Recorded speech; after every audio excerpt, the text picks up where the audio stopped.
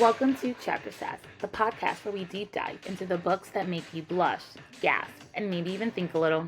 I'm your host, Season, and with every book, I'll be joined with a new co-host with their own hot take.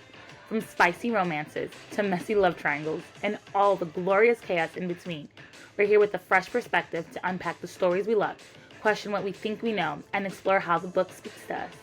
Things might even get a little sassy. This episode is rated mature and will contain spoilers. Let's get into the first chapter. We will be covering Bonds of Hercules, chapters 36 to 42. This is the Villain of Lore series, book 2 by Jasmine Mas. Hello, Danielle. How are Hi. you? I'm good. How are you? I'm doing good. I was just explaining. I feel like I never wear my glasses. But people are like, oh, you wear glasses? Yes, I indeed do wear glasses. I will take my glasses off because I'm not super blind. So I should be able to read, but there might be times where I might need to throw them back. Throw them back on. In fact, let me make all my notes like 5 fonts bigger, and that might help. While I do that, Danielle, what are you drinking? Okay, so as always, the water jug. And then today I only have two beverages. So it's the water jug and the decaf coffee with boatloads of oat creamer.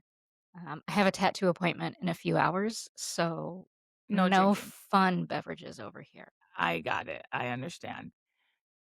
We don't want you bleeding out everywhere. Got it. No, that'd be bad. Okay. Okay, let's see how this works. Okay. I do have 3 drinks, but 2 of the drinks are kind of the same. I have my water. I did promise everyone that last week I would make an espresso martini, so I did. Except we really can't say martini because there's no alcohol in here. It's very early in the morning. Wait, so what is that just foamy espresso in a coupe? Yeah.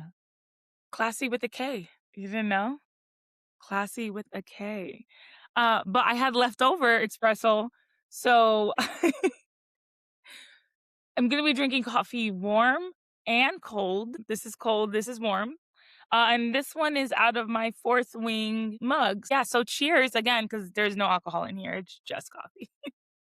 Cheers. Also just coffee.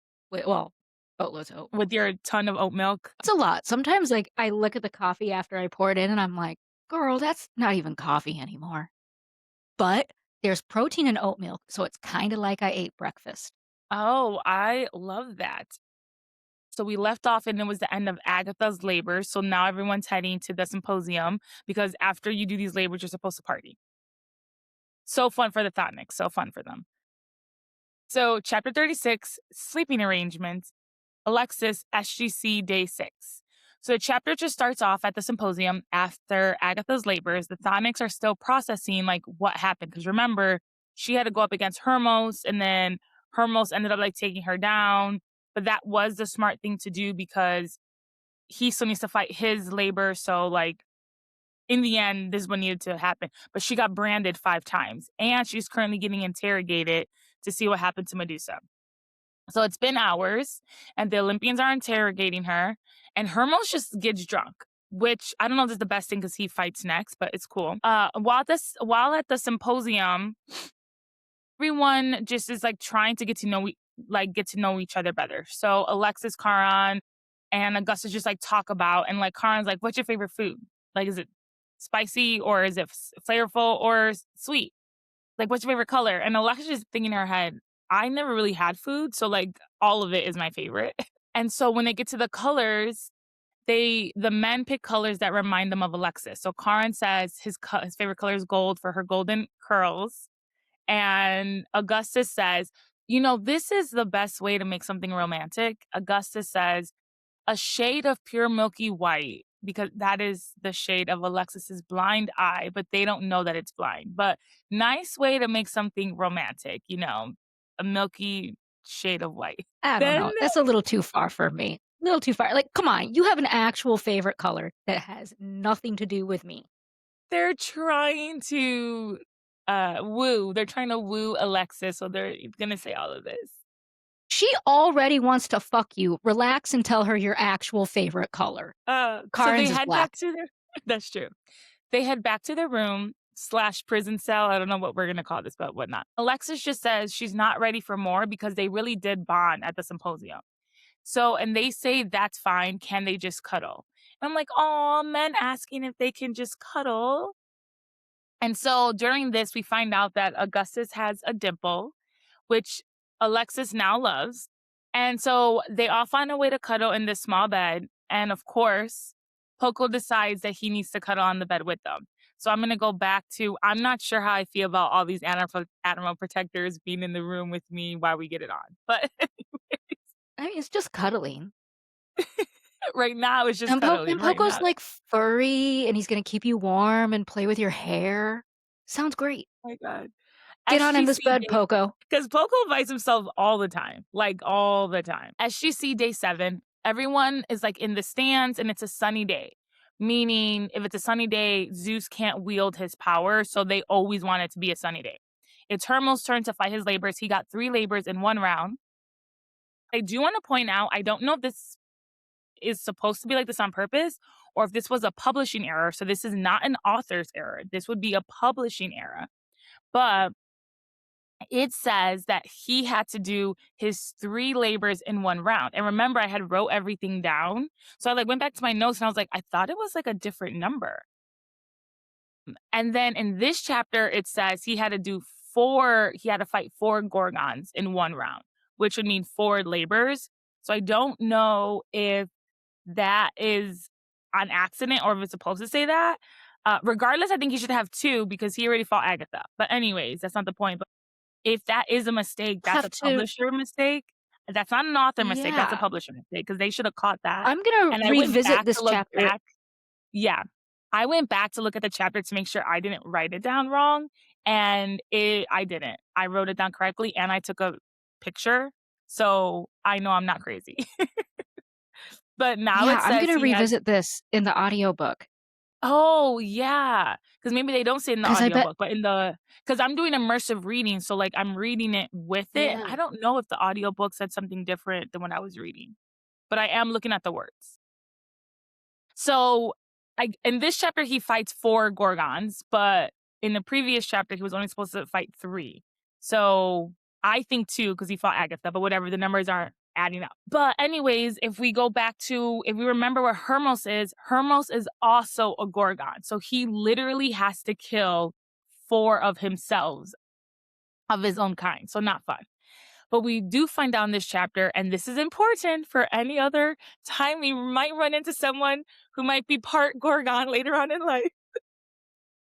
The number of snakes and the length symbolizes how powerful the Gorgon is. So, and we also learned that in Augustus' Crucible lesson on Gorgons, that having more than one snake is extremely rare, and their paralyzing bites do not work on their own species. So, meaning everybody right now fighting in the arenas of Gorgon, so like they can't use their powers against each other because it's not gonna work. So Hermos literally has to use his bare hands or like his weapon. He cannot use his powers at all. But we do find out that Hermos has the longest snake, so that means he is the most powerful of everyone that he's fighting. So at this point, it's just a numbers game. I guess to make it fair. Comes to no surprise. He wins. However, Nyx is finally disgusted. Nyx has been all rooting down for all this murder, and she's just like, I can't watch this. They've gone too far. It's like, oh, well, we have our limits now. Like I said, Mhm. Hermos wins, and Agatha is like the loudest cheerleader. Like she has no resentment for like what he had to do to her. He's like clapping. Meanwhile, the book describes her as having 2 black eyes. She has like thick black and green bruises covered all over her arms and legs, the purple chain marks around her neck. And now you just have to go to think she should only have the chain marks because that's the only thing Hermos did.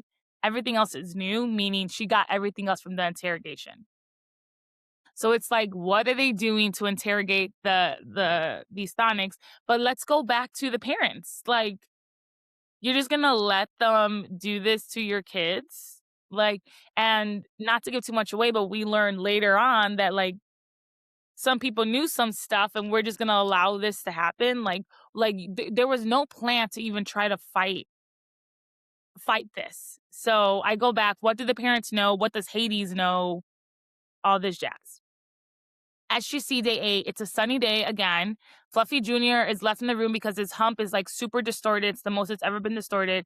Now it's Patro's turn, and Patro's power is to tell if you're lying. So pretty useless in battle, kind of like Aphrodite's, like unless she can like use your saliva, pretty useless in battle. He does have his weapon and he has Poppy.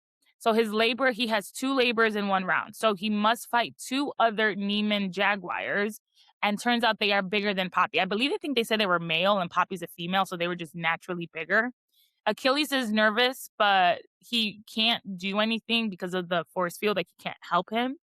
But of course, Petro and Poppy win. And, Petro makes a spectacle out of everything. He like bows and he blows a kiss to Achilles, which I do think is what was not such a good idea during this time. But end of the chapter, what are your thoughts? It was a quick chapter. I just gave a few rounds, a few battles.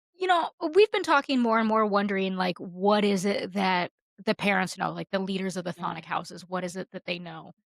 And this is becoming so consistent that I'm kind of wondering if like we're putting into it that there's something more, or if it's like the author is writing it Oh. this way just because this is the way she started writing it. Right? Like we want some sort of explanation because we're sitting here and we're talking about it and we're thinking about Uh-huh. it, right? But I don't know, if you're the author and you're reading it and you're just hold on, we got a special guest. Oh, it's your I little missed Fluffy you. Junior. Yeah, it's my Fluffy Junior. Right? Little But Fluffy Junior. I kind of wonder if if this is just the pattern that the author is in with writing the book, Mhm. you know? Like we're trying to put something into it and we're like there has to be something going on. It helps that from the get-go you were like, "What is this deal?" Yeah.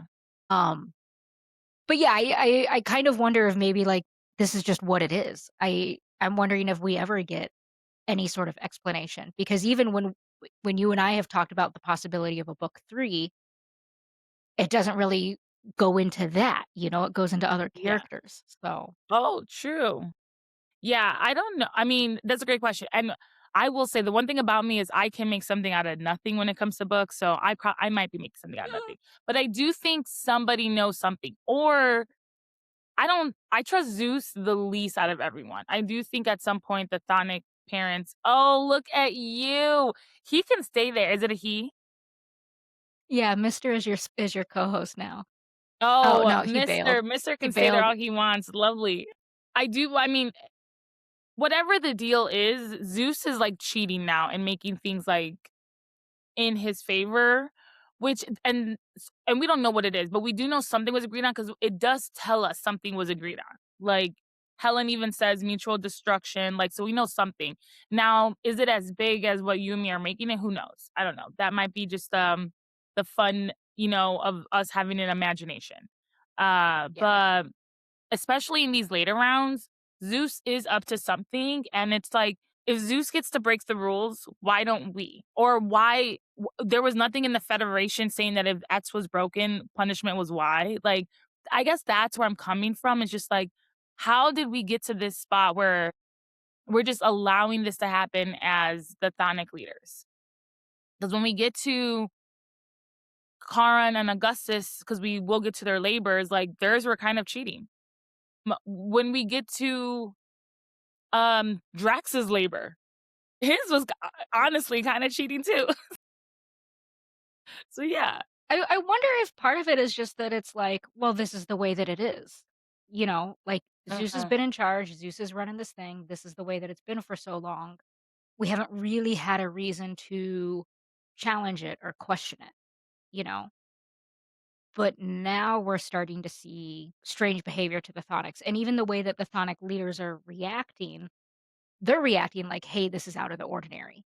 Mhm. Because we as the participants in the book, we don't have any knowledge of what was going on beforehand, of what Yeah, these these battles were like before. But we have the information of the Thonic leaders being like, "Whoa, whoa, whoa, this is out of the ordinary." yeah. So, maybe it was just never challenged before because it wasn't considered an issue. That's possible. Hopefully, like I said, I think at the end of this book, there clearly has to be another book. Then maybe one more, and one of them has to be the war or balancing of power again, so Yeah. hopefully we do get some information. Yeah. Chapter 37, Demons in the Flesh of Men, Alexis chapter, SGC Day 9. So next is Achilles' turn, and we get a whole chapter on Achilles. There is no like different people. We get a whole chapter on his own. His power is amazing. It's a cloudy day. Zeus can use his powers if he wants to. And they do say in the book that like he has like his scepter that can like channel the lightning and all this. Everyone is just waiting for the match to begin. And Alexis is just like saying that like things are changing between her husband, but it's changing for like the good. Like again, they never had this courting stage before they married. And so now they're having it. And so it's just as readers for us to realize that like this is that stage, right? It's just she's learning that she likes them, she understands them for the most part, why they are, why they act, why they do the things that they do. So as we wait for the match to start, we get just a little bit information on Charlie. And I think I know half of Charlie's creature or his full creature. We don't know much, but I think I figured it out. I did miss this in my first read. I caught this when I reread it to write my notes. So as we wait for the match to start, Charlie and Alexis are sitting side by side, and Alexis like has her head on her brother so she can't like see him. And she states that he is like feverishly warm. Even back in the freezing depths of Montana winters, his blood ran hot. She had to used to beg him to wear a coat because he just like was always hot. Alexis noticed that Poppy is in their section, but no Patro. And she hasn't seen Patro since he won because he was then taken away to be interrogated. Zeus finally shows up with his scepter and reminds everyone that Achilles has 8 labors in 2 rounds. And then if you remember too, I'm not sorry, not Hades. Zeus like made the dice change to the number he wanted. So he wanted Achilles to have 8 labors. And then he also said the labors would be without his mask on or without his muzzle on. So everyone is cheering for Achilles. He walks out with Nero and a very small knife, like no armor, no nothing. He just like walks out. Then Patra walks out and he's limping. Patros's Achilles, like on his foot, not his lover for Achilles, has been severed. So they like cut the shit out of Patros Achilles. And it's just a clever way for the Olympians to make a statement. So I wonder if when Patra was like gave him his kiss, if they were like, I mean, everyone knows Achilles is his weak point, but like, was that kiss too much?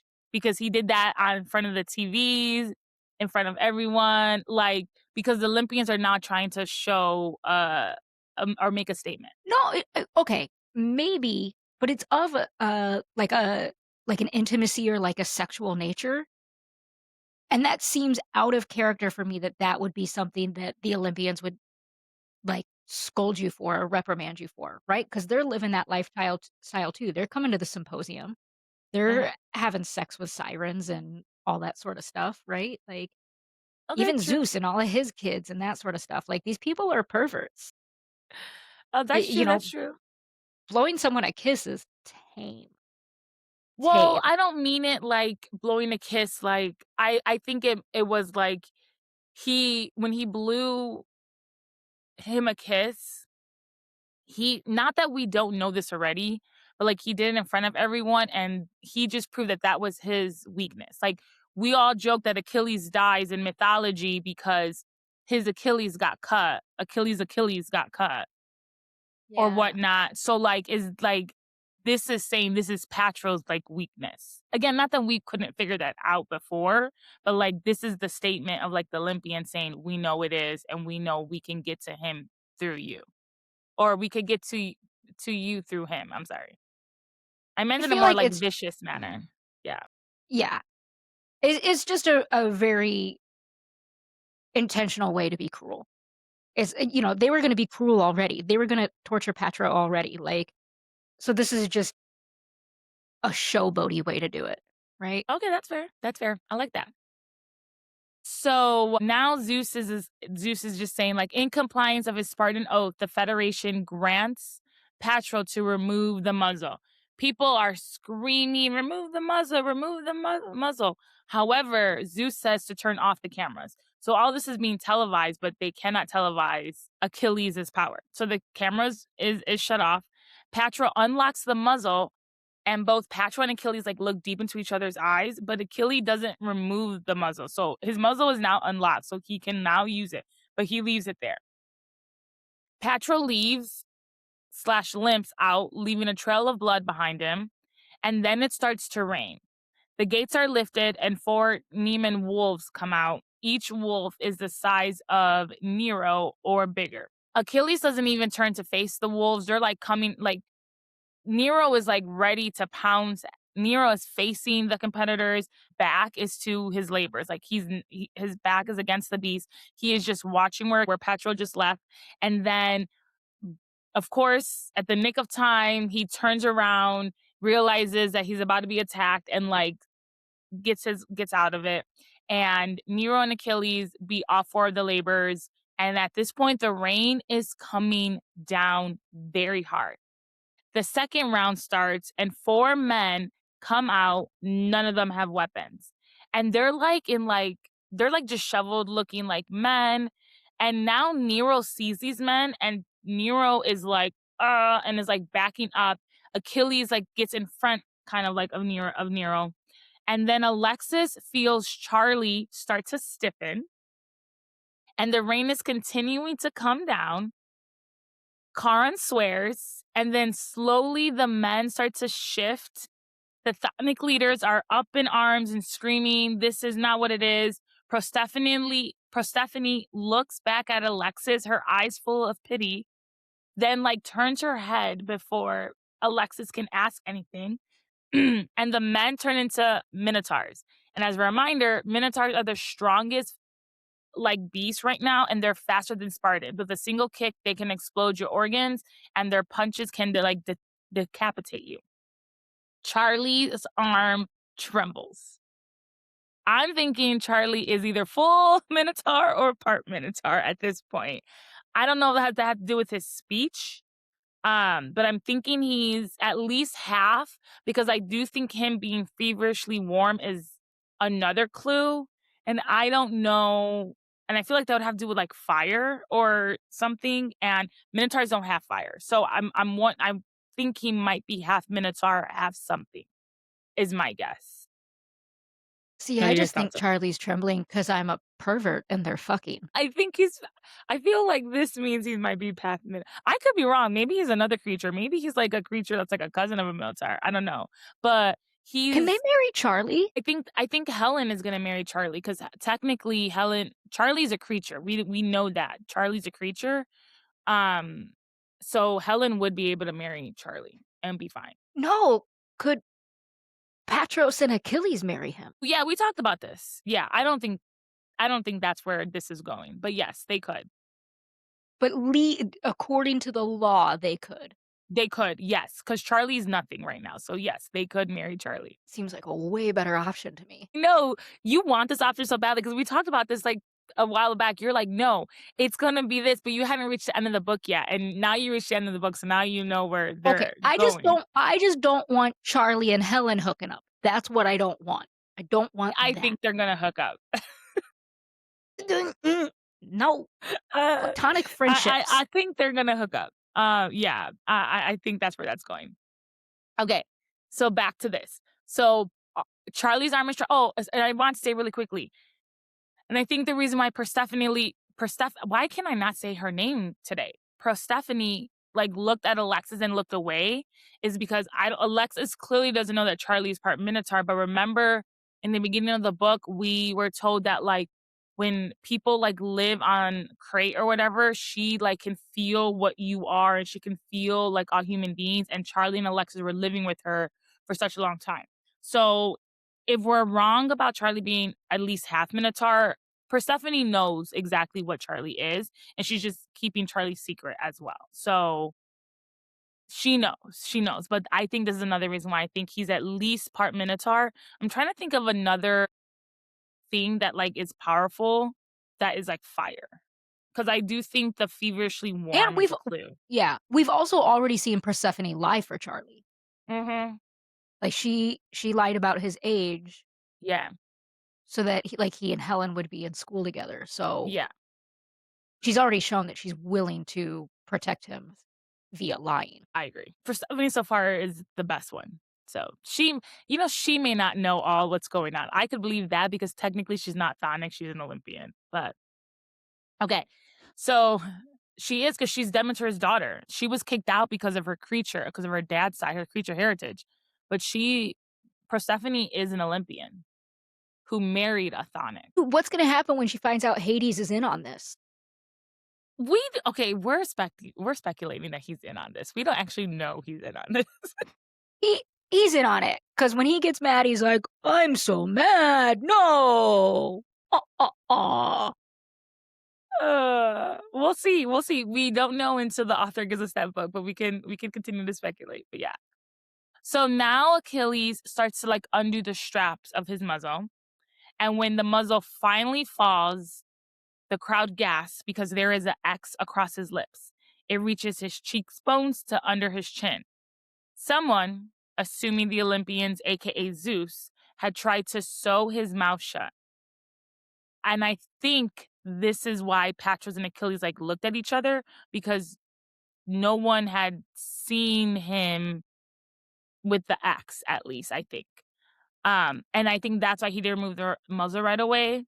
But then I'm like, where's his facial rune from his dad? So like, did Ares somehow do the X? I don't know. But like, remember, every member of the House of Ares has a scar on their face. And like, Achilles clearly has a big scar. He has an X on his mouth, but that seems like, from my understanding, came from them sewing his mouth shut before they found the muzzle. Yeah, I feel like in like, when I was listening, I maybe interpreted that a little bit differently, and I thought that the X was the scar that had been given to him, and then in addition to that, he had scars like his mouth had been sewn shut. 'Cause think ab Oh, okay, let's no, just say actually, you might be right because he needs to have something from yeah. So, like, it. So you could be right. Yeah. yeah, hypothetically, we're, a bad doctor dude in a horror movie, right? And we need to sew somebody's mouth shut. Putting a big X over someone's mouth isn't really gonna shut it. If you wanna sew someone's mouth shut, it's like the up, down Down, type up, over down. the lips, Oh, okay. like in Beetlejuice, right? Yeah. When Oh, Beetlejuice yeah.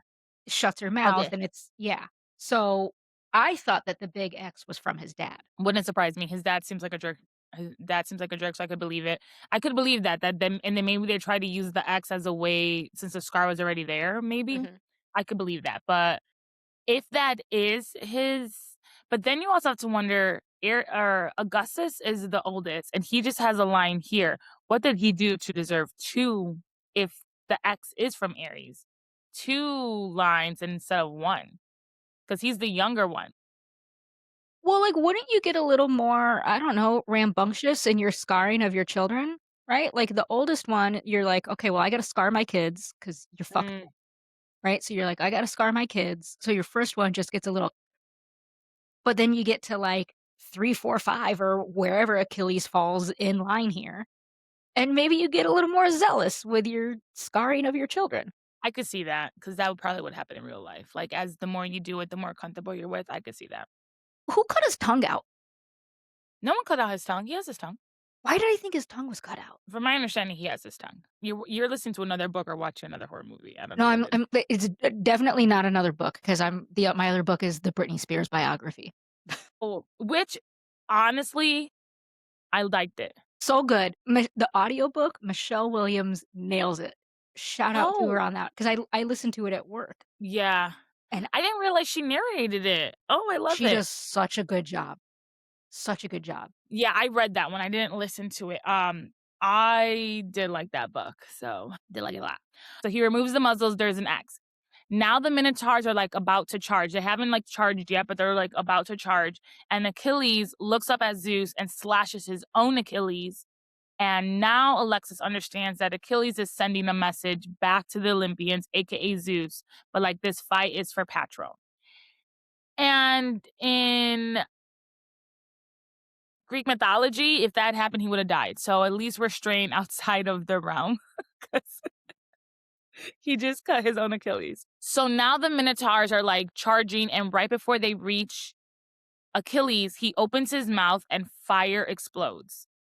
Achilles' power is that he has the infamous Greek fire, and this fire burns through water. Like it burns, it's almost through everything. It burns through water. So, and now it's, as I said before, it's pouring, but now it's like really pouring. So Achilles is lighting up this stadium. And now like people who are in the stands are like leaping out, and Zeus is pissed, but technically Achilles did exactly what he wanted. Like Zeus wanted him to use his power. Zeus is the one who made the dice, so it was that many labors. Zeus decided the Minotaurs were going to come out, and I think Zeus did this as a way to scare everyone else, to be like, this is why he has to wear a muzzle. He's too powerful. I'm doing this for your own good. Like, creating this narrative, but like Zeus wanted this to happen, right? Like, and so finally Zeus leaps out, and the Minotaurs like instantly succumb to the fire and they die. And then Alexis thinks to be Chthonic was to wield the power reserved for a god. End of chapter. Thought. Okay. If part of why Zeus is doing it and setting it up this way is so that everybody in the arena can see how dangerous Achilles is, why would you turn off the cameras? Wouldn't you want everybody else to see how dangerous he is to justify the mask? No, I think turning off the cameras, first off, he's only turning it off for the humans. So like all the other Olympian people with actual power is seeing him do this. But I think it also creates, we need to know what happens. And now like rumors are going to start, and it's easier for rumors to start than actually having footage, because the power of it's telephone, right? This person's going to say this, it's going to translate to Mm. this. This person's going to say this, and there's no actual proof. And only the people who actually have powers. So only Spartans, got to see it. That's what my guess is. But yeah. I don't know, let the humans see it.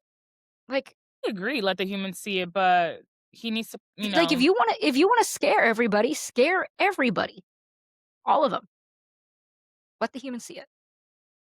see. I mean, because then maybe I'm wrong. I have no idea, but I think it like to create confusion and telephone, because all you need is for one Olympian, which they're gonna get it wrong, to like spread Yeah. this, and then the humans have nothing to go on, and then they're just gonna start making shit up. So, right.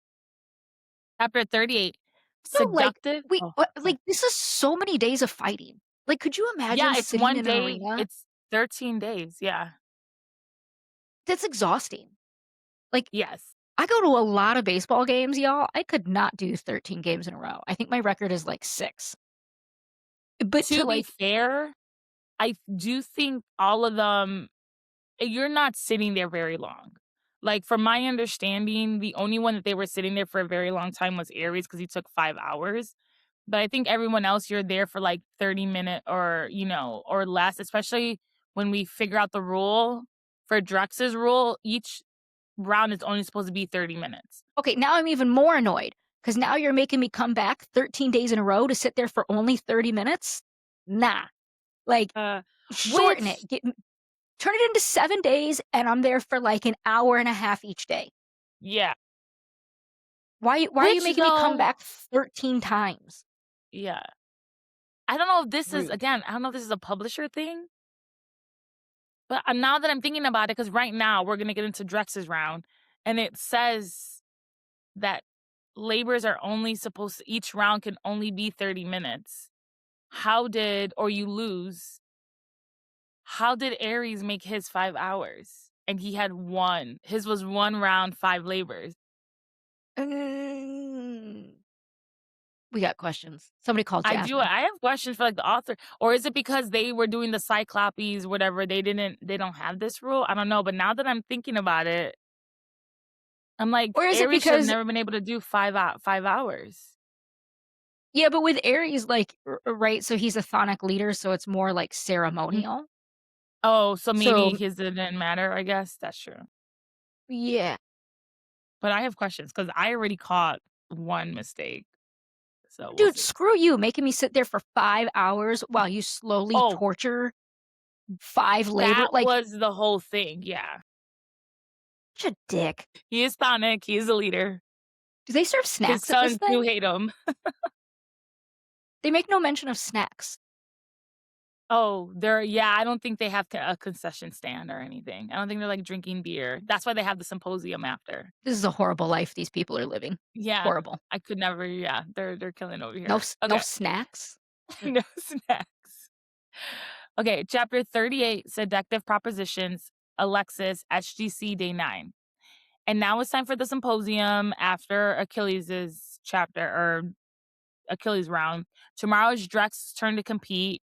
And so after seeing the Minotaurs, Alexis is now truly understanding like the severity of this. And not to say that she didn't before, but I do think the only person up until now that's like lost has been Agatha. And like she didn't like lose, right? Like so now it's like seeing the Minotaurs, seeing how they're controlling Achilles. It, like now Alexa's like, oh shit, and I have to do 12 labors. Like now I think it's just like super processing in her head that like what the like severity of this situation. Alexis looks over at Patros and realizes he's still bleeding, which is weird because he should be healed by now. And as she thinks this, her hand starts to glow a little bit. Nick sees this and says the glowing hand, like her hands are warm and she like wants to like go towards her hands, which for a snake is great. Then Alexa's hands like stop growing and Nyx is like, do it again. Like, come on, girl. Alexa says she cannot. And so Nyx decides the best motivation is to strangle Alexis. And that will make her get her to use the glowing hands. And then finally, when Nick stops like strangling Alexis, they like laugh about it and it's like a fun joke. And like, for the record, like in the book, she's like about to faint because she can't breathe. mhm, Like, like mhm, Nyx was really strangling her. Augustus and Charon like run over and ask like, what happened? Is she in pain? They felt the pain on their necks. She better not lie. And Alexis explains that they were just playing with Nyx. And of course, the husbands are like, are you unsafe? Do you feel unsafe around Nyx? And she's like, no, we were just playing. And they're um, but they agree to trust Alexis's judgment. And so they like don't do anything with this information. And then they ask her if she liked to dance, and then they dance. And it does say like they dance, including Nick. Karen tells Alexis that if she doesn't want to compete, she doesn't have to. They would rather go to war than see her suffer. And Alexis just thinks like they're speaking of treason, a lifetime incarcerated in the most dangerous prison in the world, just because they wanted to spare her from the cruelty of the Spartan world. And this is the first time ever that we like get something where Alexis is like, it would be so easy to accept that what they were offering. Of course, I didn't want to fight. I was yearning to just sit back in a dark room and solve math equations. But Ceres was back in the villa waiting for me to return. She believed in me, and I didn't want my husbands to tear themselves into pieces just to keep me whole. So, because normally she's just like, I'm a girl, I can do it. I'm scared, but like, I'll figure it out. But this is the first time she was like, I want someone to take care of me. I want this. I just can't do that. And so, as they dance, things get a little bit tense in a good way. At some point, Nyx leaves Alexis's body and goes to, like, Karin's body, and Karin always is, like, so excited every time, like, Nyx picks him over Alexis. So she's, like, on, like, Karin's arm, and then they just, like, just start flirting, and they said that they would do anything for her, and then Alexis says, "Okay, well, there is actually one thing that you can do for me." And Alexis says, "If I'm gonna die, I wanna have sex." And they tell her she's not gonna die, and they won't let like, they're not gonna let her die, and they don't want her to have sex just because she's scared she will die. And Alexa says, "No, I'm actually ready." And Nyx is like, "Okay, that's my cue. Peace out." Um, in fact, she says, "Oh, for fuck's sake, it's just mating. It's not that deep. This is embarrassing to watch. I'll meet you in the stands tomorrow," and slithers away. She's like, "Bye." The husband asks if this is what she really wants, and Alexa says yes. So they head back to the room. Fluffy Jr., the Hellhounds, and Poco are all squeezed in the book says like they all squeezed at the end of the bed and they're mhm. sleeping, but like this bed is not big already. Like they've said that 100 times, like how all three of them do not fit on this bed. So I'm thinking it's like maybe a queen size bed because like for three people you would need a king or more. And these are big animals. They're apparently only at the edge of the bed, Karen tells her to pick a number 1 or 2. Alexis picks 2, and that means the shower. So that's where they're gonna head. But really, that's the only place they can do anything because the animals are in the bed. Like, then you're gonna wake them up and they're in the bed. End of the chapter. Thoughts? I was about to be like, "You can fit 3 people in a queen size bed." But You can, but they always say they're not, like, comfortably, like, and when they're 3 cuddling, like, people in one person animal has to go over. yeah. 3 people in animals, that's a tough one. Yeah. That's what I'm saying. They only had he was, like, picked like there was a choice. The only choice was the shower. But I think they could You're figure not that moving out. Fluffy Junior in his condition. Like, you're I'm not sorry, what moving the Fluffy fuck? Why Junior. is there a horse on the bed? No.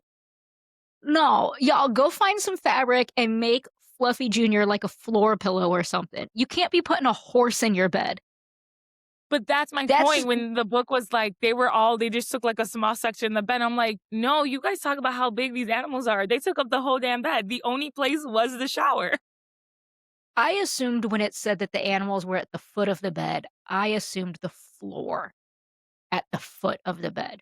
So, like, here we all are Oh, lying in our bed, and the animals are on the okay, you know what? floor Maybe at it the did end of the bed that. where our feet are. Okay. Actually, you're probably right, and I'm probably just being difficult. You're probably right. I had thought they were on the bed, and I was just like, "There you can only fuck at this point in the shower. Like, you're not fucking on the bed." Especially with Hell and Hal, and you can communicate with them. And Poco. Poco, you may not be able to communicate with, but Poco will be there, like, holding your hair back. Yeah, Poco can fucking hang out. You bet. Come on down, Poco. I'm here for that. Yeah, no, Hell and Hound gotta go, mostly because 'cause they're stupid. Yeah, I know, you keep saying that, but, like, the They point would is just they Alexis would can just, like, communicate with them. yeah, but that's the problem is then they would say something dumb and it would, like, take you out of the moment, and you'd have to be like, "Dudes, what the what?" No. But, yeah, if Poco's just gonna hold my hair back, Oh my in, buddy. gosh. You're in. Oh, I I bet you love Poco it. would be good at aftercare too. Oh, Just, he like, probably pets ev would, honestly. He would. He'd yeah, be just like, pets everybody. Oh, Poco. oh, he probably would be. He probably would be. Okay, next chapter. Notice I take up the full screen and not half the screen the way I normally have it. Next chapter Because you gotta be 39. able to read it. Yeah, I do. So far I'm doing good. Making it like size like 30 font absolutely worked for me. Yeah, I was gonna say, you're not squinting at all, this is working out. So yeah, I'm not like super, super blind, but like, yeah, making it this way worked out.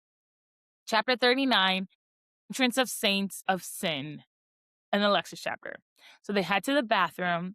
Alexis tells them she's afraid, and we have to remember this is her first time. There are 2 of them. And while she has seen the gentle side of them and she knows that they're gentle, they're also they are like these aggressive men who kill, sometimes for fun.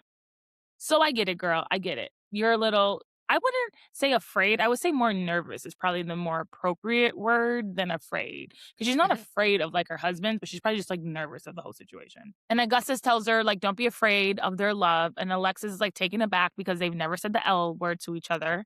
And now they are. And Augustus is like, he's loved her since she went up against the Titans with like determination on her face to save, and I quote, pathetic humans that she didn't know. Karen tells her that he's loved her since he woke up the day after their wedding and she was gone. And Alexis says, okay, I'm ready to fuck in those words. And Karen says, we won't be making love until you survive your rounds, but we'll give you a little taste of what it is like if you win. Not not if, when you win. Then the chapter gets spicy. So they head into the shower. Augustus is in the front, Karen's behind. There's lots of rubbing, lots of kissing starts happening.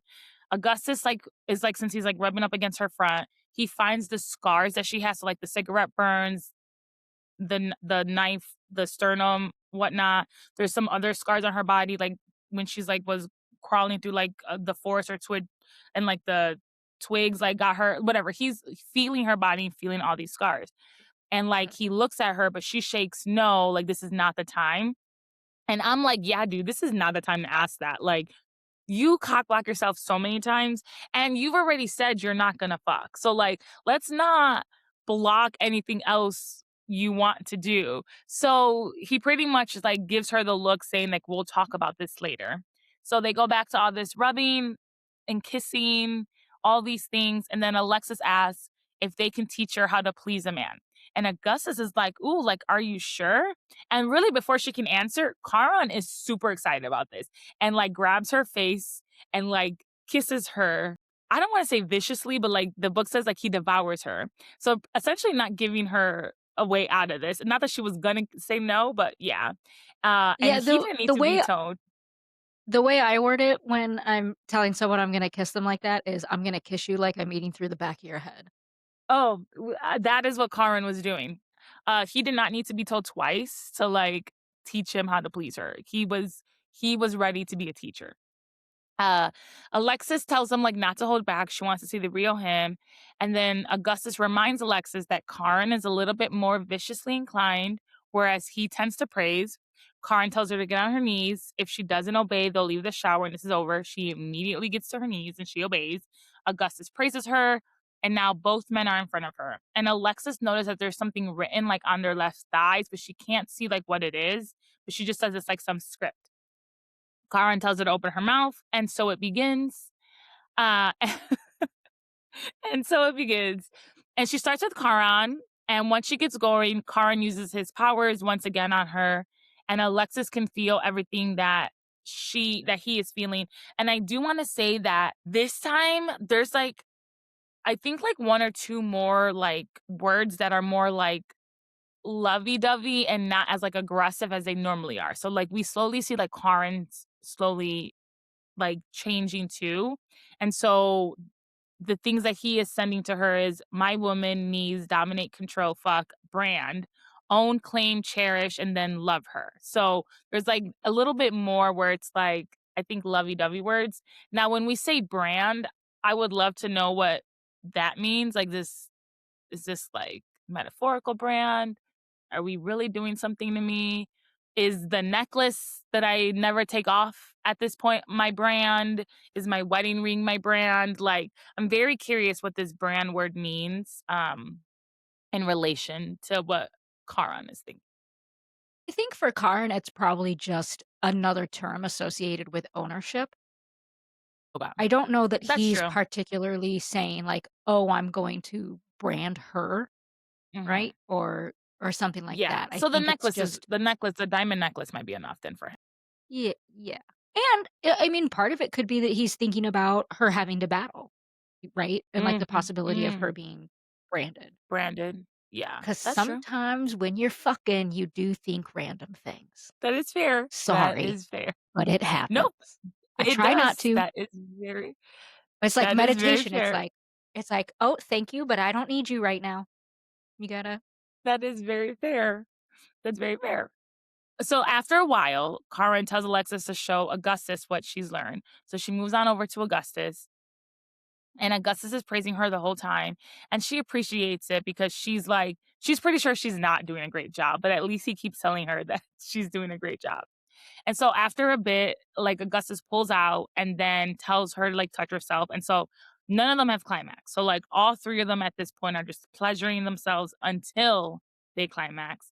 Karen and Augustus unload on Alexa's face, and she discovers she does not like the taste of cum, and she's like, "Ew, never doing that." Well, talk to them. Talk to them. Be like, "Yo, what are you eating? What is going on here? This diet is unhealthy. You taste unhealthy." That's a conversation. Then they tell her that they love her, and they start to like wipe her face because she has everything on there. Um, and at this point, both men's thighs are very close to her face, and so she's actually able to read the tattoo. And the tattoo says Alexis her and their wedding date. So now she's like, "Oh, like when did you permanently put myself on you?" But she's like exhausted at this point. They clean her up. And I want to give a big shout out to the author because she says Karen gets a washcloth and like wipes in between her legs. The husbands tuck her into bed and she goes to sleep. End of chapter. But really quickly before we get to end of chapter, I appreciate when a female author, which is like 90% of the books I read, like I do read fantasies and whatnot from a men's perspective, and there are some scenes. But even when it's from a woman's perspective, I appreciate when they acknowledge the fact that like after we fuck, and if there's not a con, even if there is a con. first of all, women should always go pee. Second, there's something to clean up, and it's like they fuck, we go to sleep. I don't. That's not how I work, and I feel like it's just like not talked about enough. That like we need to clean up a little bit. So I really appreciate that Karen is like cleaning up in between her legs. You have a different opinion. You go to sleep right after. I don't. I Okay, pee look. after. You have to pee after every time because hello UTIs. No, look, it's cold in the bathroom and warm in the bed. I don't have to Okay, do that is nothing, true. and I am No, blessed with never having you have had to a pee it UTI, out. so, no. That's No. okay, that is my gift. That was given to me.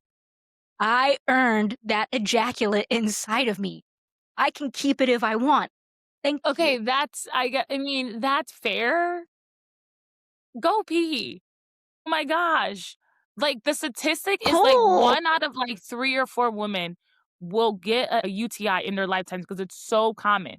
Just, like, peeing afterwards, like, your body naturally, like, flushes out anything that's, like, not supposed to be there and prevents you from a UTI. Now you know. Google it, do I'm not everything, doing it. I'm not doing it. pee after it.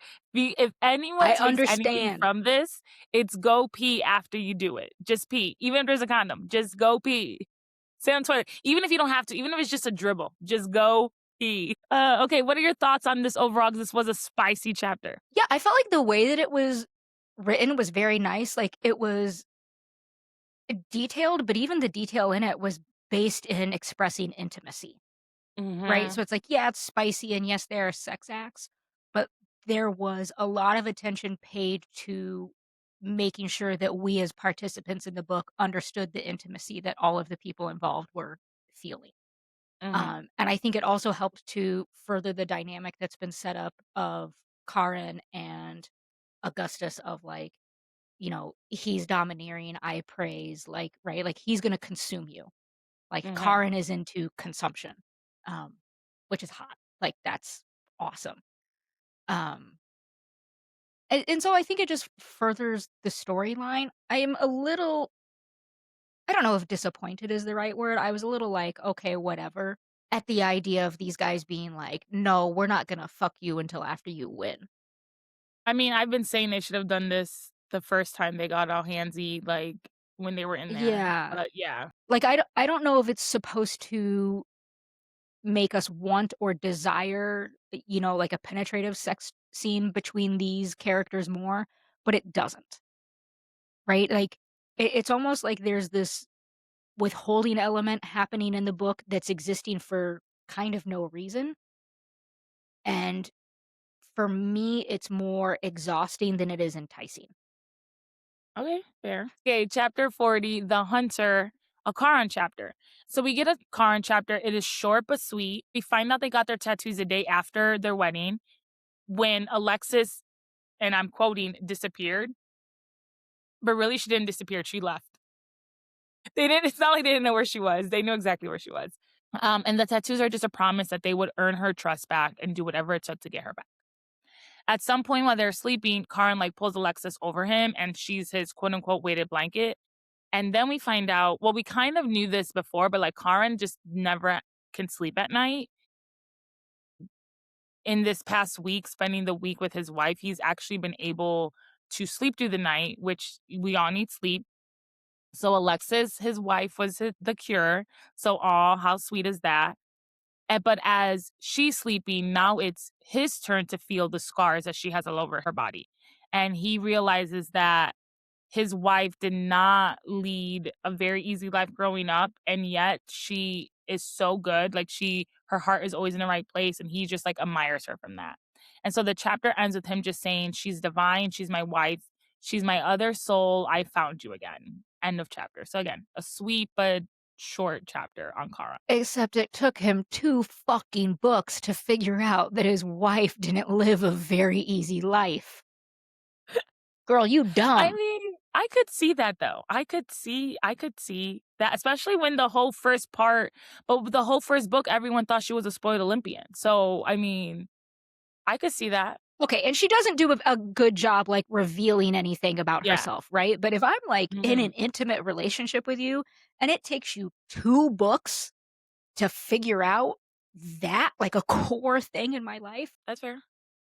maybe That's you fair. shouldn't have jizzed on my face. I love it. I love it. Oh my god, these are such fun quotes, but I don't know if I can use them. But anyway. Chapter 41, Eldest Heir. It's an Augustus chapter, SGC day 10. So we now get an SGC like day, but from a new perspective. So I'm loving this. It's a sunny day and it's Drax's turn. While everyone is waiting in the stands, Augustus is just again super appreciative of his wife. Augustus looks over to Zeus and is trying to figure out like what game he's playing because he literally keeps thinking to himself, there's no reason to suspect any of them would ever help Adusa. Drex walks out. Charon and Augustus are not fans of Drex because like they're jealous of Alexis' friendships with him, but they also know they can't do anything to him without Alexis getting mad. So Drex rolled 1 round, 2 labors, and he needs to fight 2 Chimaras. Chimaras are a level 5 beast. They have the body of a lion and the head of a goat, like protruding from the middle of their backs, and the tails end in like a snake head. They're rare creatures, but they're twice as small as like Nemean lions. And yes, they're dangerous, but they're not that dangerous. And like they can speak fire, but they can't speak fire far distances. So everyone, like all the Thonics are like, this should be over in like 5 minutes. And so the Olympians are clearly going easy on him. And Augustus is like, he'll be fine. Like, Drax will be fine. They're very stabbable beasts. However, after 30 minutes of watching Drax run around, these beasts are continued to not be stabbed. They are unstabbed beasts. But remember, that's Drax's power. Like he can like physical like exertion like doesn't happen to him. So he's just gonna keep running until he can outlast these beasts. And the book even says the beasts were exhausted and Drex could keep going. So this is when we find out technically a round can end after 30 minutes and you can leave the arena, but you would lose. No uninjured Thonic would ever choose that route because pride. Drex doesn't care. He's just trying to stay alive. He's just here because he has to be. Zeus jumps into the arena with the brand ready, and people are yelling like this is not necessary. There's a clear bias against Thonics and Olympians, which we knew that, but like they're really protesting the fact that like Drax has to get branded, and Zeus does the branding very quickly. And my assumption is he does this like less pain slash to get it over quickly. But like when he branded Agatha, remember he like took his like time with like Agatha's like brands. Then Zeus like tries to comfort Drax and like whisper something in his ear. But Drax is like done with Zeus and he's like just giving him a look. And Augustus now thinks, oh, we can make a Thonic out of him yet. As everyone leaves, Augustus like checks in on Helen and tells like mouths to Charlie that like he better be sleeping on the floor, which is another reason why I think they're secretly not sleeping on the floor. They're just saying that. But I think Charlie and Helen are gonna get together. And now it's party time. They're at the symposium. And Drex joins them right away. And it is very clear that he got medical attention and was not interrogated. Then the 3 lovers all go to bed and they don't say anything more because tomorrow's Karin's turn. He has 1 round and 3 labors. SGC day 11. So it's another bright day. So that means Zeus can't use his powers. Everyone is waiting in the stands for Charon. Augustus notices that Achilles is like still shifting from discomfort and his face is covered in bruises. Patro is next to him. His tendon is still like severed, so it's like not healing as quickly as it should. So which means it was cut with that blade because remember there's like a blade that doesn't let you heal as quickly and you leave a scar. So Mhm. they both got like they have their wounds from that. Augustus just feels that like he's failed them because they're both like his half brothers. Achilles grew up with him in the house of Ares, aka the house of horror. Augustus then also like looks over to Agatha and Hermos and feels the same. Like he's because they're all like beat up from this interrogation. They're all still like trying to heal from their wounds. He just feels like he's failed them all as the oldest heir. Charon walks out with his 2 hellhounds and a silver bow, and this is Artemis's weapon. So Charon is giving his mother a sign and a big fuck you, but to the world, Mhm. it's like, oh, the son is taking after his mother. The gates open, and the Chthonic leaders immediately start yelling at Zeus. Three typhoons like slither out. They're 20 feet long with serpent bodies and heads that look like human, but they have like really big beaks. And they're class 7 beasts, which you're supposed to kill on sight. So they shouldn't even be in the arena at this point. Their saliva is very toxic and can boil flesh. Charon does his thing and he beats two of the typhoons right away. He like shoots an arrow, Hell and Hound help, he figures out he kills them. However, the last one learned from the other two's mistakes. So the last one's like, anytime I open my mouth, the other two, that's when Karin was shooting an arrow. I'm not opening my mouth unless I'm throwing out saliva. Like the third one took on a different strategy. So the third beast just starts like spitting saliva everywhere. And at one point, Karin like just runs through the saliva to like kill the beast. And remember, our married couple is all connected by pain. Mhm. So Augustus is barely keeping it together and he's just thinking like, Charon, go get some fucking help because I'm like burning alive. I can barely move. But then Charon has something to prove. So he's like walking around the arena. He is like, I'm gonna take my time and like walk out. Now Charlie and Drex are like concerned because Alexis is like bent over in pain. Finally, Augustus realizes that she also can feel the pain and is trying to like communicate, but he's in so much pain he can't. But he's trying to get to Charon and just say like he needs medical attention now. Hades comes up worried and demands to know what's wrong. Augustus barely explains that they're connected through pain by their marriage bond, but like Hades knows that this is big because he's connected through Persephone. So like he knows his marriage bond is huge, so he leaps away. Augustus tells Alexis he loves her and says that like, we're gonna like try to be okay. Alexa says I love you back, but at this point, they are depending on Charon. End of chapter. But we all know Charon still needs to be interrogated, so their pain will just continue. What are your thoughts? Kind of feel like at this point in the competition, the Chthonic leaders and other Chthonic participants shouldn't be shocked by the shenanigans. There has been so much that has happened in these games at the hands of Zeus that clearly defy what they've previously known to be what would happen here. It's like you shouldn't be surprised to see, a level 7 coming out, even though nobody should be keeping one of those, whatever Alexis is, right? So, But no one knows Nyx exists, so yeah. yeah, well, yeah. But I yeah, it's just sort of like, okay, get with the program. Like this is going to be a super messed up battle that you're going into. Um I do find it funny that Karin's pride enables him to forget about Augustus feeling his pain. Yes, I agree. Um, but also like, this is on Alexis because she lied to them and Mhm. said that she did not feel their pain. Where if Karin knew that she felt their pain, he would have bolted out of that arena. He probably would have fought more cautiously too. I 1000% think he would have fought more cautiously because it says like he ran through the saliva. Like I think he probably could have figured Yeah. out a way to um get to the beast without like running through slime. It would have been harder because the beast learned and wasn't opening his mouth. However, they also explained that Hell and Hound um like ripped the neck out of like one of the other ones. So the animal protectors are very much in feeling, like they feel what like their masters feel. And so like if Karn had known, I do think Hell and Hound would have been more protective or more in the front, if that makes sense. And Mhm. would have taken more of the brunt to do that because we also know they did do that when the Titan came in at the Crucible. Because remember, Alexa's like she heard like whimpering and like the Titan was like taken aback. Like those animals would have like I think would have fought first and would have taken the burns and all this other stuff. You But this kill is when I was animal talking protectors? about who? Can you Wait, kill sorry, what was animal your question? protectors? Can you I kill think they animal can. protectors?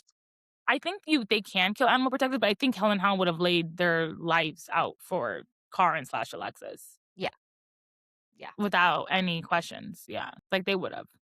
Also, at this point, not to be an asshole to Nyx. Nyx, why are you not just joining every? You love to kill. Why are you not just? like, in the arena with everyone else too. Because that is not the job that Nyx was assigned to, That is true, right? but, like, Like, she could yeah. To be fair, we've not gotten to this everyone place knows in about Nick. right. But also we've gotten to this place in the storyline where Nyx's involvement seems more to be like friendship with Alexis, right? Like Nyx is Mhm, just around. We're just used to Nyx being around right now. Whereas, earlier in book 2 and all of book 1, it was really like Nyx helping Alexis through things, like coaching her through things. mhm, And we haven't seen that role in quite the same way. So it's easy to forget that somewhere at some point in time, Nyx was charged with caring for Alexis. mm, Nyx was charged with watching over Alexis. yeah. I don't know, I just think for someone who likes to kill a lot, like, the only people who know she exists is Patros, Achilles, Charon, Augustus, and Alexis, but and Charlie. Charlie Yeah. definitely knows she exists. Like, you could be in there killing whatever you want and helping Yeah, but then them. you're gonna get caught, right? Because then you're gonna injure a laborer in a way that not everybody else can see, like, makes sense. I guess that's true. I guess the only one she could have joined was Charon's because Charon is letting people see his animals because they were invisible because everyone thought he didn't have one. So if he were to make the hellhounds invisible, then Nyx could help too, and it would be very hard to distinguish between the hellhounds doing it and Nyx doing it then at that point. Mm. I wonder if he had the option to have Hell and Hound be invisible. I think he does because I mean, I don't all I know is the book says, like, when their marriage bond took place, like, people could start to see them, but I think that they were invisible all of book 1, so I Mhm. think they do can turn invisible or not. But are you allowed to have them be invisible during the battle? Oh, that's a great question. That's a great question, I have no idea. I would Somebody assume they call were Zeus. invisible that's true. I would assume they were invisible the other times he fought. Before they saw him, because he still had to find SGC every 3 years, they That's said? right, because he did it It's not every year, the before when SGC he is, like, got all every the 3 brands. years, but yeah. Yeah. So, I think they would have fought Mm. before, but we'll see. But this is what I'm talking about when I was saying earlier where, like, the Thonic leaders are, like, up in arms, but it's like, "Cool, cool, cool. Fine." If they're gonna break the rules, like, what are the repercussions? Like, what was agreed on? Because I'm sure if you guys break a rule, they're like we know that Achilles has a very strong power. But he took a Spartan oath, so he cannot break that, I think, without, like, dying or something or whatever. I have to go back and look what the actual punishment is of, like, breaking a Spartan oath. He cannot take off Patro cannot take off his muzzle. So that means that, like, if there was a war, it would have to be granted, right? Or there'd be repercussions. Now, is there a loophole? Like, could Alexis undo his? And technically, that's like the loophole in the Spartan Oath, and then he can use his power. But, like, right now, if there was a war, Achilles cannot use his firepower, which would bring them all down, right? Like, he would win. So, because of like this oath, so there has to be some form of a loophole that we don't know that there is a loophole. Or maybe can like Poco, maybe like a human can't do it, but like if we gave Poco the key, and Poco undid it. Like, does that count? Poco would do it. He Po would do it. Poco's gonna eat that key. No, if Poco understood that, yes, I agree with you, he would. But if Poco If knew that, like, this Poco is what his masters understood needed, something, no. You if hand Poco, Poco something shiny, he's eating it. He's eating that thing. they can tell Pogo, put it, put the lock in. I feel like they could teach Poco to do it. I really do think they could teach Poco to do it. Also, next loophole. What if the loophole also is that only, like, Thonix couldn't do it, and Drax is technically an Olympian? So what if, like because they're clearly treating him different, they don't think he's gonna follow any of these rules, what if, like, Drax has the power to, like, unlock Achilles's thing?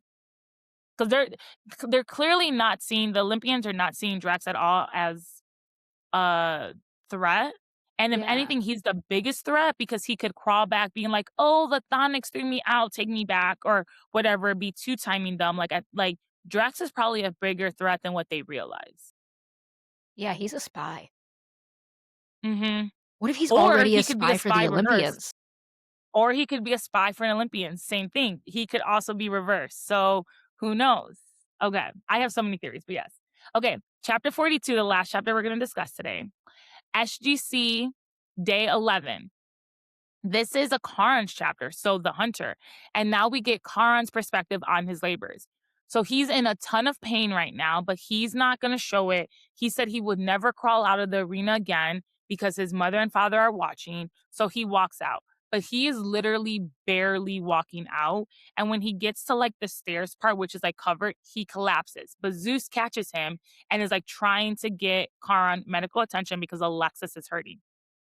Karan is coming in and out of consciousness, so he like isn't aware of everything that's going on, but he feels himself being yanked away from Zeus. He hears voices. When he wakes up, he's in an interrogation room and he's chained. And the next few pages are just of like Karan getting tortured. So I'm not gonna go in like super detail. But he's like gets waterboarded a few times and like all this stuff. And Zeus is just saying, Medusa's your sister, it had to be you. And Karan's like, I don't know what you're talking about. I did not help Medusa escape. I know nothing about her. And Zeus now apparently has this new like Olympian medicine. So he gives like a drop to Charon. And this medicine like stops you from like feeling pain. But Zeus is only giving it to him so that he could stay conscious so that he can interrogate him slash beat him more. And at this point, like Charon is not in good shape. He's like seeing three Zeuses. Zeus then asks, like, is he lying? And Patro walks out. And Zeus tells Patro, if you lie to me, remember, I will send Achilles to the underworld.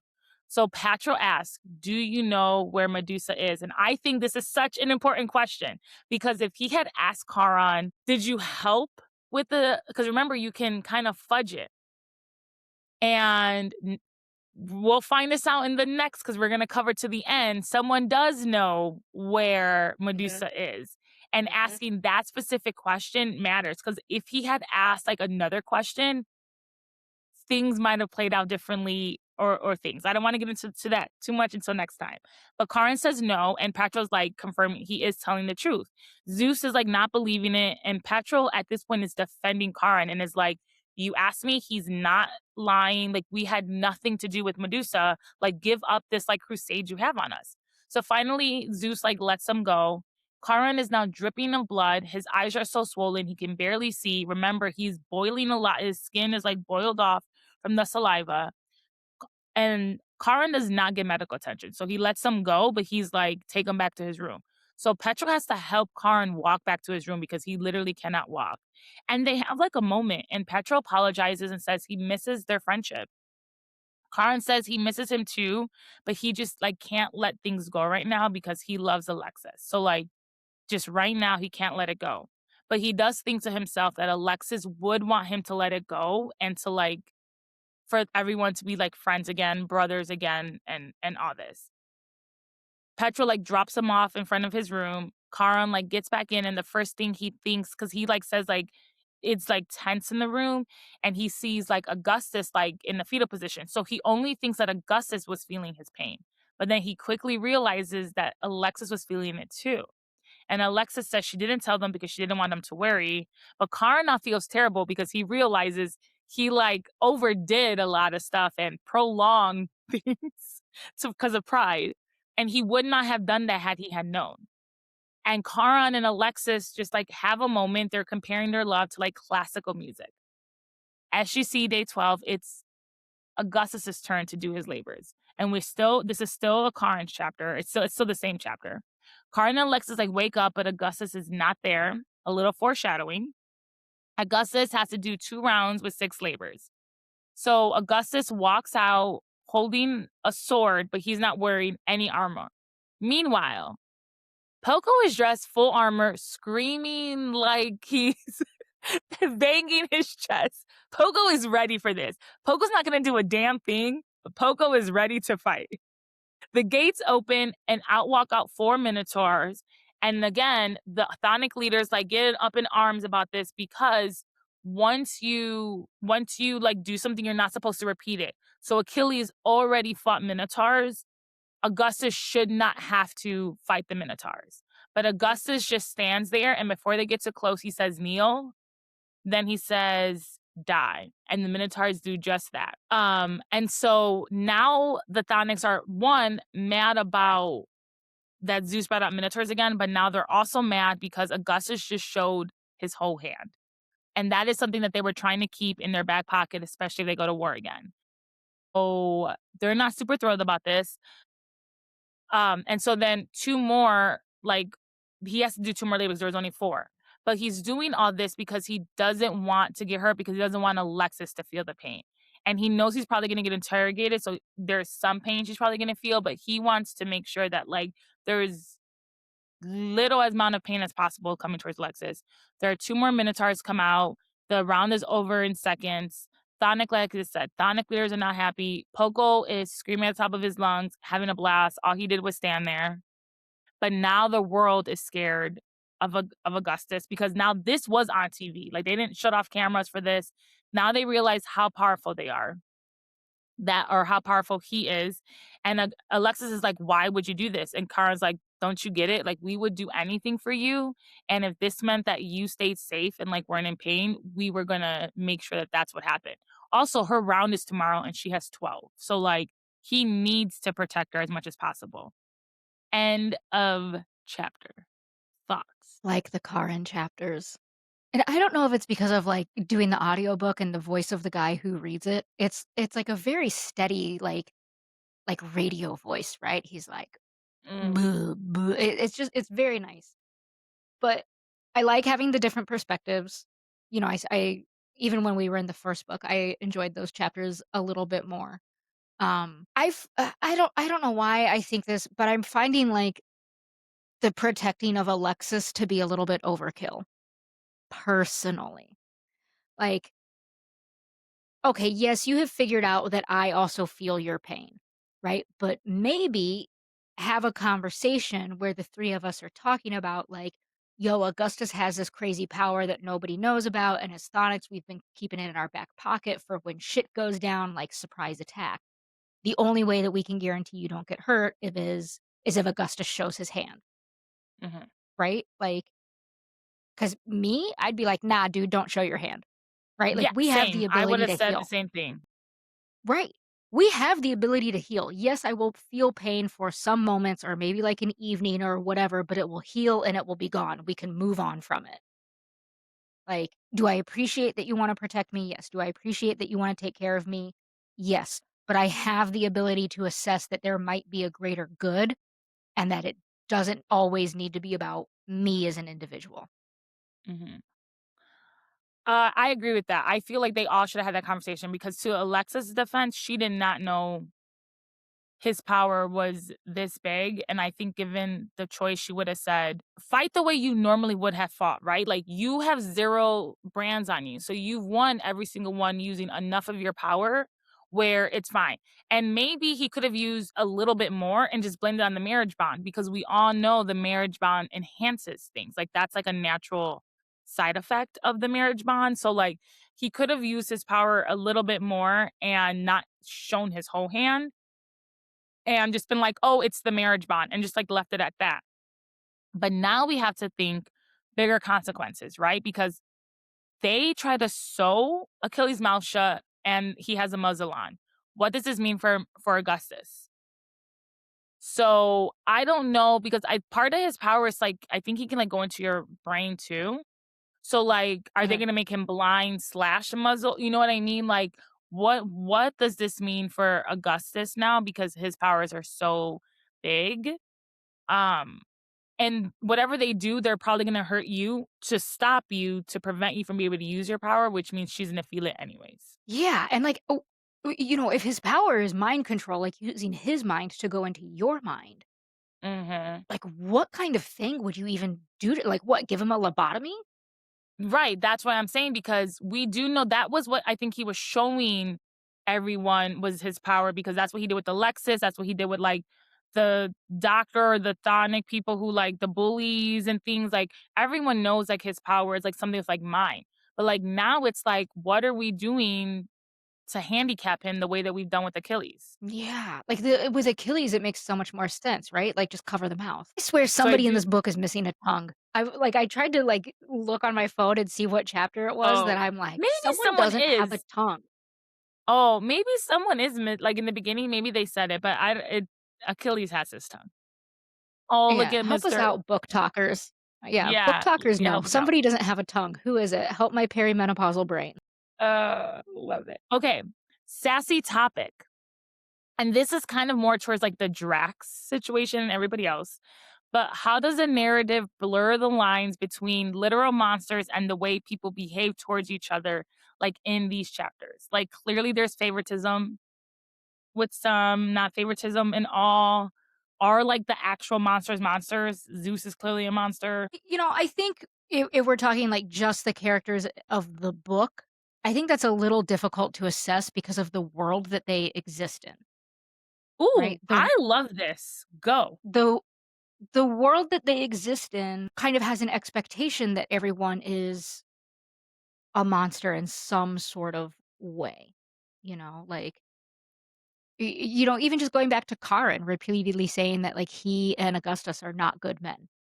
It's excused away by aspects of Spartan society, right? It's this is how we behave, this is how we fight, this is how we do these things.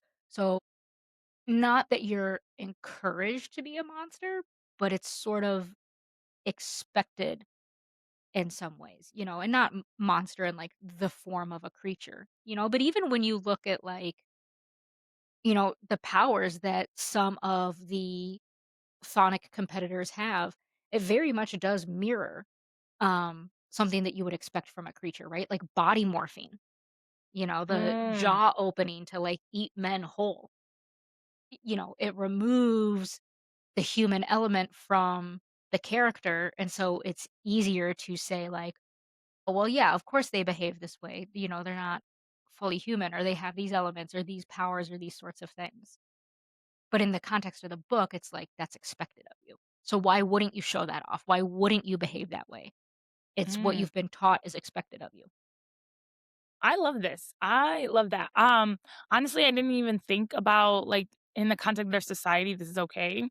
I took the question like almost word for word exactly what it meant. Like, we have these literal monsters, and these monsters are attacking because they need to, because they realize that they're going to be attacked at and they're going to die, right? So they don't have no choice. But we do get like when they're fighting the Cyclopes in the beginning that like there is some form of hesitation or whatnot there. So like, are the creatures actual monster? Like, yes, in appearance they are, but like I don't think any of the creatures want this at all. I think they're being forced.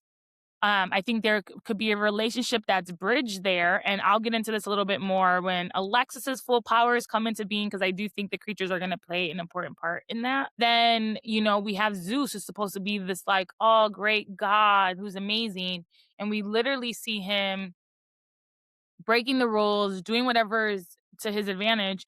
And then we see the quote unquote the Thonic people, because they're monsters. We see the Thonic leaders who we would think have so much power that are amazing are essentially powerless. Like, they're just all standing there letting this happen. Like, yes, they're contesting it, but they're not using their power. Like, okay, like I know they don't want to wage a war, but like a lot of things happened that was not fair. And I don't think it's hard to say, we're doing this, right? We're gonna get branded, we're gonna do this. You broke a rule, so now I get to break a rule. Or something, like something along these lines. They're just like being like, okay, we'll take it. Mhm. So I think that there's just a lot in these chapters. I do think Drex is either gonna be a double agent for somebody. So he's either a double agent for the Olympians, or he's going to be a double agent for the Thonics, or he could have gone in as a double agent for the Olympians and now realizes the Thonics are actually the good guys and like might switch. Who knows? But again, is he like everyone's like, oh, he's so innocent. So I do think the way that they're like portraying monsters and stuff is different. And I think we could also bring it back to society. Like, you shouldn't judge a book by its cover per se, especially when it comes to humans and things like, just because someone might be perceived a monster doesn't mean that they are. Mhm. And we just have to take like a greater look at that. So very interesting. Very interesting. Yeah. That's all I have for you. Do you have anything you wanna say before we head on out? Because now we reached the end of the book, and so sassy I might have, like, 2 sassy topics for, like, next time, because 'cause we'll probably do one that covers a chapter and then, like, one that does, like, the whole book. And then theories Oh, for what we think for book 3. we have so many theories. We're gonna have to write them down and, like, really I hone in love on my them. theories, so yeah. At some point, some are right, some are wrong, but yeah. I have finished almost all of my coffee, everyone. As a reminder, there is no alcohol in here. Well, until next time. Oh, give him a little ear rub Here for me. There you oh, go. yeah, he makes me, like, put my knuckle in his ear, and it's kinda Oh, gross to me, but he likes it. he loves it. Aw. Well, until next time. Bye. Bye.